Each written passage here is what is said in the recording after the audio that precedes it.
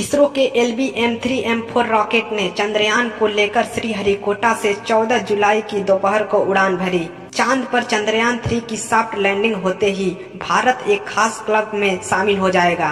चंद्रयान 3 के साथ भारत ने एक बार फिर चांद की सतह पर पहुंचने की कोशिश शुरू की है।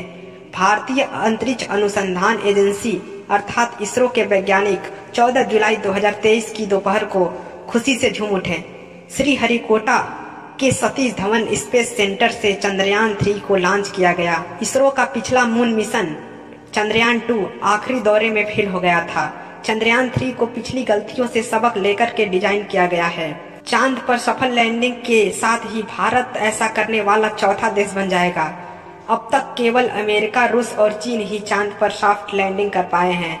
इसरो ने चंद्रयान 3 को कई तरह से टेस्ट से गुजारा है ताकि चंद्रयान 2 जैसी चूक न हो पाए। चंद्रयान भारत का महत्वाकांक्षी अंतरिक्ष प्रोजेक्ट है। इसके जरिए भारतीय वैज्ञानिक चांद के बारे में ज्यादा से ज्यादा जानकारी हासिल करना चाहते हैं। 2003 के स्वतंत्रता दिवस संबोधन में तत्कालीन प्रधानमंत्री अटल बिहारी वाजपेयी ने चांद से जुड़े मिशन की घोषणा की थी। इसरो ने 2008 में चंद्रयान 1 लॉन्च किया। वह डीप स्पेस में भारत का पहला मिशन था। 2019 में चंद्रयान 2 को लॉन्च किया गया। 14 जुलाई 2023 को श्रीहरिकोटा से चंद्रयान 3 उड़ान भरा। चंद्रयान 2 में जहां ऑर्बिटर और लैंडर रोवर थे, वही चंद्रयान 3 में प्रॉपल्शन मॉड्यूल, लैंडर और रोवर होंगे।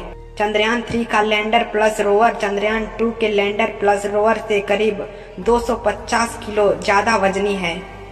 चंद्रयान 2 की मिशन लाइफ 7 साल लगभग थी।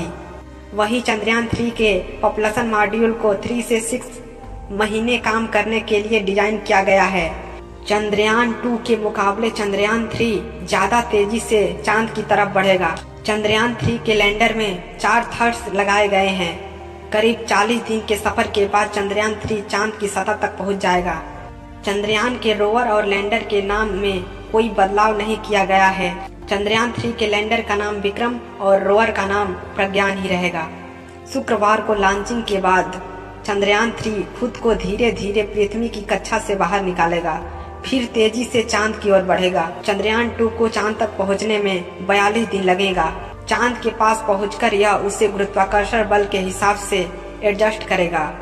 वृत्तीय कक्षा को घटाकर 100 × 100 किलोमीटर तक लाने के बाद चंद्रयान 3 का रोवर प्रॉपल्शन मॉड्यूल से अलग हो जाएगा और सतह की ओर बढ़ना शुरू करेगा। रोवर के भीतर ही लैंडर मौजूद है। 615 करोड़ रुपए की लागत वाले चंद्रयान 3 मिशन का लक्ष्य वही है जो पिछले प्रोजेक्ट का था, चांद की सतह के बारे में ज्यादा से ज्यादा जानकारी जुटाना। चंद्रयान 3 के लैंडर पर 4 तरह के साइंटिफिक पेलोड जाएंगे। ये चांद पर आने वाले भूकंपों, सतह की थर्मल प्रॉपर्टीज, सतह के करीब प्लाज्मा में बदलाव और चांद और धरती के बीच की सटीक दूरी मापने की कोशिश करेंगे। चांद की सतह के रासायनिक और खनिज संरचना की भी स्टडी होगी। अनजान सतह पर लैंड करना बड़ी चुनौती है। यह एक ऑटोनॉमस प्रक्रिया है जिसके लिए कोई कमांड नहीं दी जाती।